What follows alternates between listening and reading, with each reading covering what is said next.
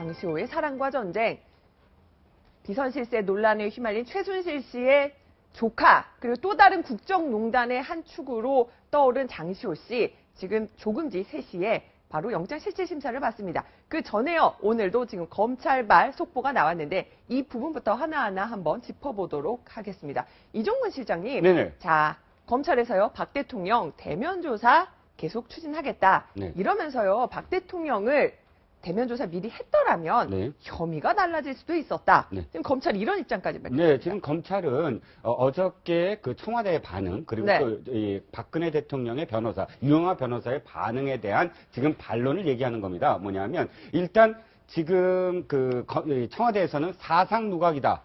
라고 표현했고 정영국 네. 대표님이 또 유영하 변호사는 이번 건은 인권을 유린하는, 그러면 지금 뇌물죄까지도 제3자 뇌물 공여죄까지도 우리가 밝혀낼 수 있었다. 대면 조사 했었으면 더 강하게 적용할 수도 있었다. 있었다라고 지금 거기에서 반박을 하는 것이죠. 그런데 대면 조사를 안 받았기 때문에 네. 사실은 우리는 최선을 다했는데 이 정도까지밖에 사실 못했다. 그걸 아쉬움을 좀 표명하는 것이고, 또 실질적으로 나와라. 그럼 죄가 없으면 그렇다면 나와서 조사를 받아라라는 강한 입장을 지금 표명하는 것이죠. 그러니까요. 검찰이 이 부분 말한 게 저는 가장 눈에 띄어요. 우리는 정치적 고려 없이 판단했다. 어제 유영하 변호사가 굉장히 정치적으로 중립적이지 않은 수사였다고 비판을 하지 않았습니까? 근데 일각에서는 그 얘기를 듣고 다들 갸우뚱했어요. 그렇습니다. 지금까지 저도 들어봤는 네. 얘기 중에 사실 상당히 고개를 갸우뚱하지 않을 수 없었는데요. 네. 좀 전에 봤더니만 추미애 더불어민주당 대표가 지금 의원총회에서 이 검찰 수사는 100점 만점에 50점이었다. 이렇게 100점 만점에 50점. 50점이었다. 네. 이렇게 했는데 우리나라 대학교 점수로 말하면 F였다. 이렇게 얘기를 하는데 네. 법조인 입장에서 봤을 때는 사실은 상당히 혁신적인 기소였다라고 생각을 하는데요. 왜 그렇게 얘기를 할 수밖에 없냐면은 최초에는 참고인이었다라고 했었습니다. 네. 그렇기 때문에 과연 공소장에 최순실 씨와 안종범 수석의 어떤 공소장에 어떤 식으로 기재할지에 대해서 실무적으로 보면은 땡땡땡 해서 사람 이름을 기재하지 않는 방법도 없진 않습니다. 네. 그런 정도로 해서 배려를 하지 않을까 하는 생각도 없지 않았는데 결국 좌고우면하지 아니하고 공소 사실 자체에 실질적으로 피의자란 말만 들어가지 않았지. 네. 대한민국 대통령 박근혜라는 얘기와 함께 공범이라는 얘기가 거의 9번 들어감으로써 사실상 다른 어떤 일반인들과 전혀 차이가 없게 공소를 했다는 점에서는 사실 법조인으로서도 상당히 놀랐다라고 얘기를 하고, 다만 정치적 입장에서 봤을 때는 이른바 뇌물죄, 제3자 네. 뇌물소유죄, 그것을 쓰지 않았다는 점에서는 야당으로서는 답답하다. 그러니까요. 자, 검찰 수사 얘기 저희가 잠시 뒤 마련된 코너에서 다시 조목조목 짚어보도록 하고요. 장시호 씨 얘기로 한번 돌아와 보겠습니다. 장시호 씨, 자, 오후 3시 영장실질심사를 받기 위해서 들어가는 법원에 들어가는 모습이 오늘 저희 카메라에 포착이 됐습니다. 양지민 변호사, 보면은 장시호 씨가요, 체포됐을 때도 그렇고요, 항상 오늘 수의를 입지 않았어요.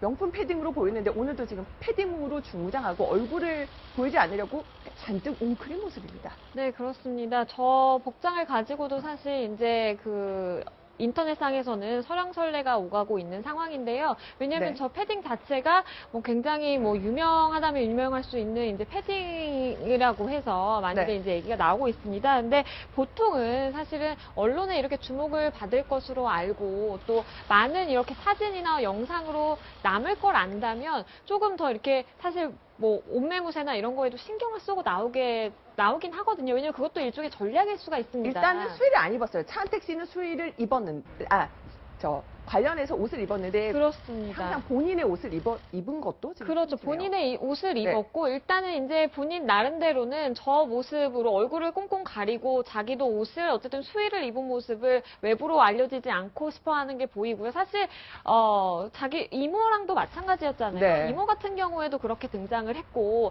그 모습을 조금 따라가는 패턴이 있고요. 실제로 저렇게 이제 체포가 되고 구속이 될지 여부는 모르겠지만 그런 과정 이전에 그냥 일상의 평범한 생활을 할 때에도 굉장히 이모의 패턴을 많이 따라하는 모습을 보였기 때문에 사실 저런 부분도 이모가 한 걸 그대로 따라가는구나. 네. 다만 제가 짧게 말씀드리면은 저분이 그냥 발로 들어온 것이 아니고 도곡동 친척집 근처에서 네. 체포됐습니다. 붙잡혔습니다. 그렇죠. 네. 그렇기 때문에 평소에 입고 있던 그대로 그렇죠. 해서 조사를 받고 지금 구치소로 갔다가 왔기 때문에 옷을 갈아입거나 본인이 연출할 전혀 시간이 없었기 때문에 저 모습은 제가 생각하기에 네. 체포됐을 때 그대로의 모습이다. 이렇게 보는 게 맞을 것 같습니다. 네. 자, 체포돼서 바로 지검에 왔을 때 기자들과 만났을 때도 거의 장시호 씨는 말이 없었습니다. 먼저 그 장면 잠시 보시겠습니다. 동계스포츠재단 설립에 관여하셨습니까? 저희 취재진 보고에 따르면은요, 소정석 국장님, 네. 보면은 다른 분들은 한마디라도 있었는데 거의 장시호 씨는 얘기를 들을 수가 없었습니다. 지금 이제 장시호 씨가 이른바 이제 최순실가의 브레인이다. 뭐 그래서 여러 가지 기획도 했다. 그런 얘기도 많고 또 이 최순실 씨 관련된 증거 인멸 이런 부분에 역할을 했다라는 이런 얘기도 나오고 또 이 수법을 본다면 최태민, 최순실, 장시호로 이어지는 이 3대에 걸친 이 권력 비즈니스의 지금 막내급 아니겠습니까? 그러다가 지금 문체부에서 지원받은 6억 7천과 삼성에서 지원받은 16억 등을 일부 이제 사적으로 유용한 그런 네. 혐의를 받고 있는데 본인도 아마 그동안에 그야말로 이른바 갑으로서만 쭉 살아왔지 않습니까? 그러다가 긴급 체포돼서 이렇게 지금 구치소에 들어가니까 아마 처음 있는 일이기 때문에 충격이 네. 있을 거고 지금 본인으로서 하루하루가 어떻게 가는지 잘 모를 그런 상황 속에 있을 것 같습니다. 네, 장시호 씨는 최순실 일가의 브레인이라고 안민석 의원은 주장을 하기도 했었고요. 또 최순실 일가의 행동대장이다. 그러니까 국정농단의 한 축이다. 여러 가지 얘기가 나왔습니다.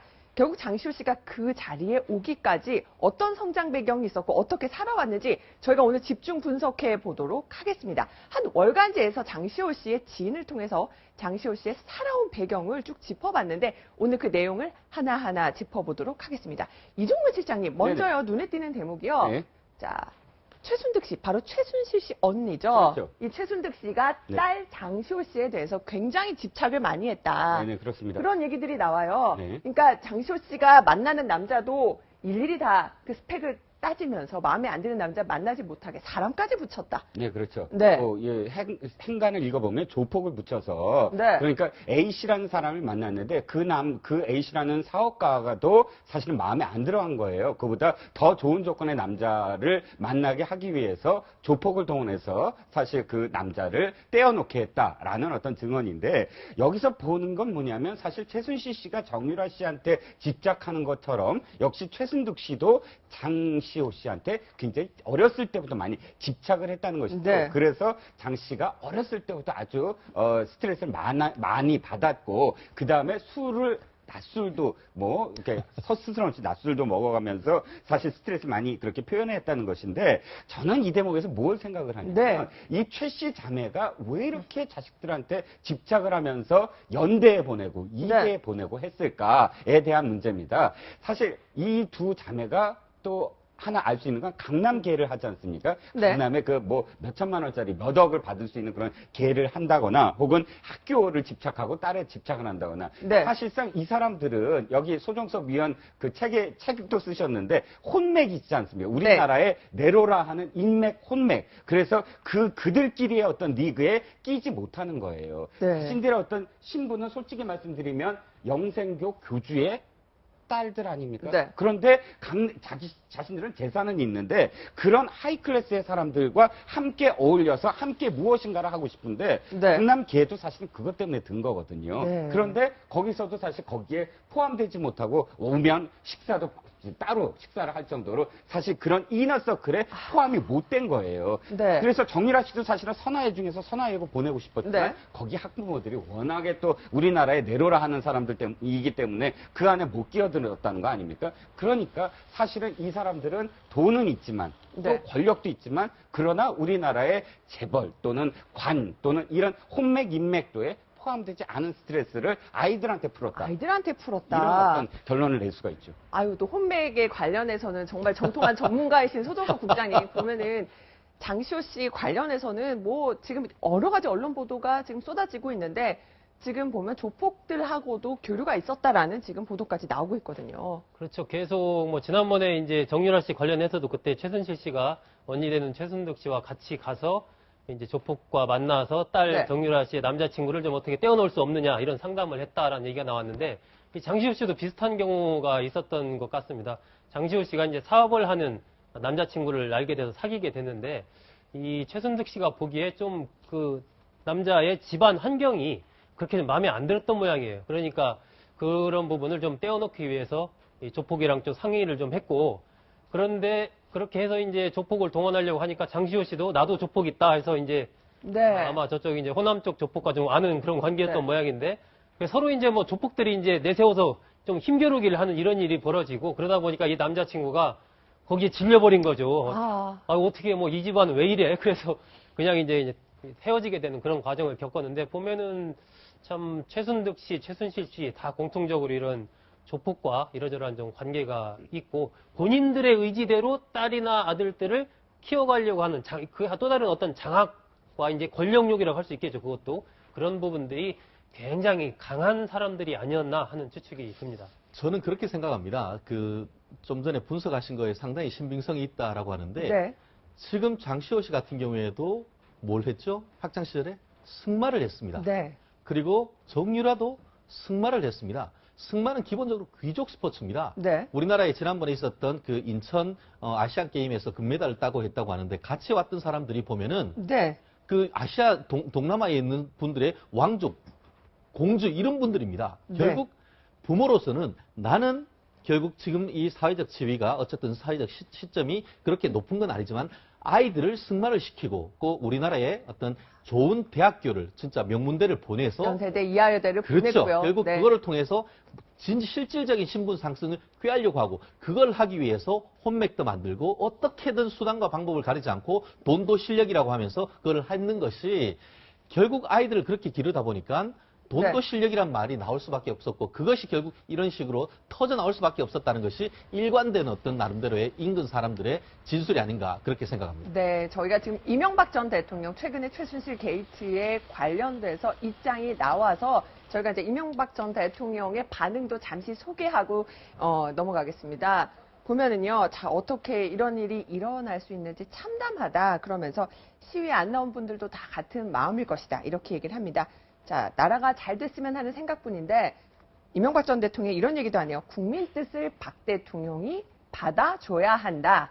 이거 무슨 얘기일까요, 소정석 기자님? 지난번에 왜 조계종 총무원장 네. 자승 스님이 박 대통령 만났을 때 그 나무가 열매를 피우기 위해서는 네. 꽃을 버려야 된다. 그리고 강물이 바다에 이르기 위해서는 강을 버려야 된다. 이런 얘기 했지 않습니까? 지금 이명박 대통령 하는 얘기와 뭐 비슷하다고 저는 봅니다. 네. 결국 그러니까 박근혜 대통령이 국민의 뜻을 받아서 좀 하야를 하나다 이렇게 얘기했지 않습니까? 네. 이런 부분은 결국 정치권이 탄핵으로 갈 수밖에 없는 것이고 그 부분도 지금에서 유력한 대안이 아니냐라고 이야기를 하는 것이고 저 부분은 사실 지금 새누리당이 이제 친박과 비박 굉장히 여러 가지 갈림길에 서 있지 않습니까? 네. 이명박 대통령이 지금 시점에서 저런 얘기를 했다는 부분은 결국은 이 친박을 제외한 새누리당의 비박 그룹, 그러니까 친이, 과거의 친이 그룹을 포함한 그 비주류 그룹에게 어떤 저러한 대통령의 탄핵 부분으로 갈 수밖에 없지 않느냐. 네. 그 부분을 좀 강력하게 얘기하는 것 아니냐. 그렇게 정치적으로 지금 해석할 수 있을 것 같습니다. 네, 3시쯤 되니까 정말 정치권, 그 검찰발로 속보가 막 쏟아지는데요. 정치권 얘기, 이명박 전 대통령 얘기도 잠시 뒤 정치 순서에서 다시 조목조목 풀어보도록 하겠습니다. 장시호 씨 얘기를 다시 한번 해볼게요. 자, 정말 부모의 어쩌면은 너무 집착적인 사랑이 또 딸을 좀 더 삐뚤어지게 키운 게 아니냐 이런 얘기도 나오는데요. 양지민 변호사, 지금 최근에 또 다른 보도가 있었는데 보면은 장시호 씨 지인들 정말 잘 놀았다, 장시호 씨가.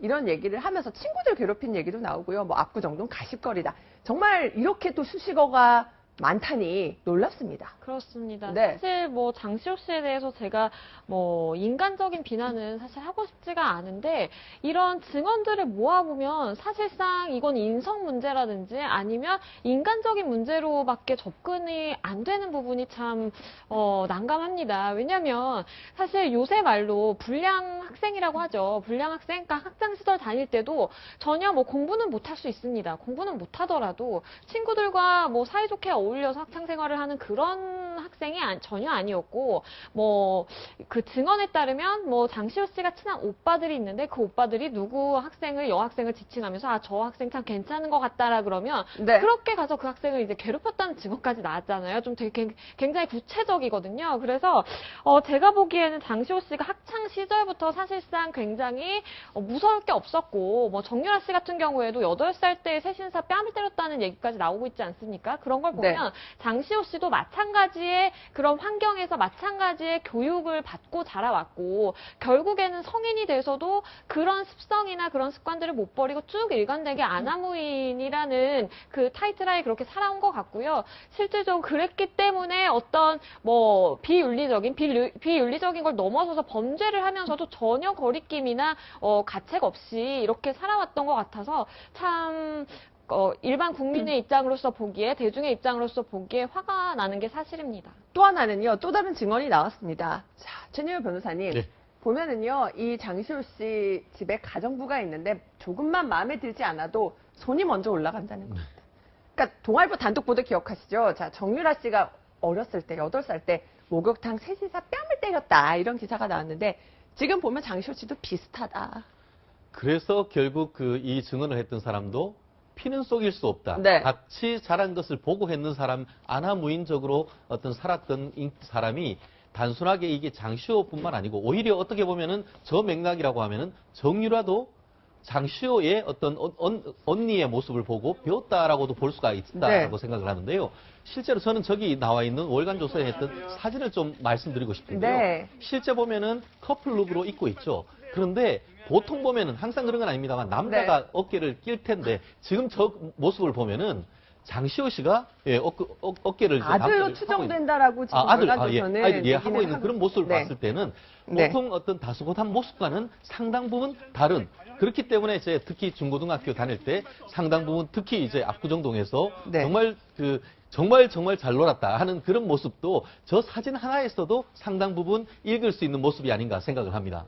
자, 지금 이것과 관련해서 장시호 씨의 그 강남에서의 행적을 취재하는 기자들에게, 그 장시호 씨를 이렇게 묻고 다니면 사실은 아무도 모릅니다. 네. 그런데 장유진 씨에 대해서 물으면 사람들이 전부 다 등원하기 시작해요. 아, 이름을 바꿨잖아요. 워낙에 네. 장유진이라는 이름이 첫 번째는 우리가 뭐 이렇게 자꾸 폄하하는 어떤 분위기지만 승마 선수로서는 그래도 유망주였습니다. 그래서 네. 이 스포츠 기자들은 장유진 그러면 승마 선수 그리고 유망주였어 라는 어떤 대답이 나오거든요. 그리고 두 번째는 뭐냐면 강남이라는 곳이 그 물 좋은 어떤 클럽 그런 물 좋은 카페에서 만나는 사람들은 세 가지 부류입니다. 하나는 스포츠 스타.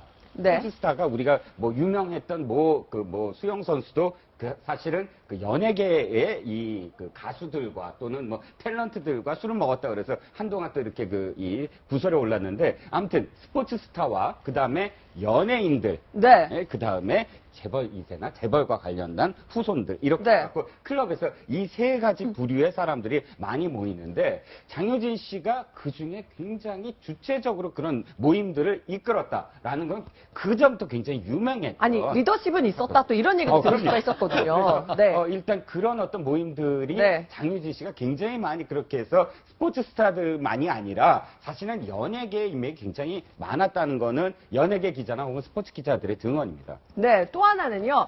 자, 씀씀이는 어땠을까요? 이런 증언도 들을 수가 있었습니다. 보면은요, 굉장히 부자들이 더하다고 하잖아요. 돈을 막 쓰진 않았대요. 그런데 저는 이거 보고 깜짝 놀랐거든요. 최순득 씨 2005년에 20대 중반이었던 딸 장 씨에게 한 달 용돈으로 2천만 원. 아유, 지금 연봉이 아니고요.